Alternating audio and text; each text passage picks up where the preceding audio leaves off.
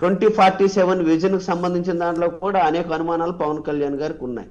ఏదో బయటికి చెప్తే చెప్పొచ్చు కానీ ఆయన కూడా చెప్తా ఉన్నాడు, నాకు అన్ని స్థాయిలు ఉన్నాయి, నేను చెప్పిన వాళ్ళకి మంత్రి పదవులు, చివరికి వాళ్ళు బ్రదర్ని నాగబాబుని కూడా మీరు వెంటనే మంత్రి మండలిలో తీసుకోండి, మా అన్నయ్యని చిరంజీవి గారిని కూడా కేంద్రంలో ఒక ఎంపీ గాను మినిస్టర్ గాను తీసుకోండి అనే పద్ధతిలో ఉన్నారు. అంటే మొత్తంగా చూసుకున్నప్పుడు ఒక అవకాశవాదంగా ఉన్నారు తప్ప ప్రజలకు ఇచ్చిన వాగ్దానాలు దాన్ని ఎలాగ అమలు చేయాలనే పద్ధతిలో లేరనేది స్పష్టంగా మనకు అర్థమవుతుంది. అదే కాదు, వార్ అనేది కోల్డ్ వార్, ఒక మాటలో చెప్పాలంటే ఎప్పుడైనా బరస్ట్ అవ్వచ్చు, ఎవరి ప్రయోజనాలు వాళ్ళకు ఉన్నాయి.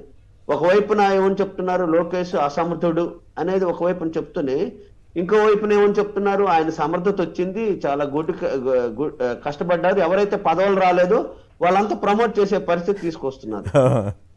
ఎవరికైతే పదవులు వచ్చాయో ఆ పదవులు వచ్చిన వాళ్ళందరూ పవన్ కళ్యాణ్ బాగానే చేస్తున్నాడు అనే పద్ధతిలో ఉంది. కాబట్టి దీని యొక్క అంతర్గతమైన కలహాలు ఎప్పుడొకప్పుడు బహిర్గతం అవుతాయి.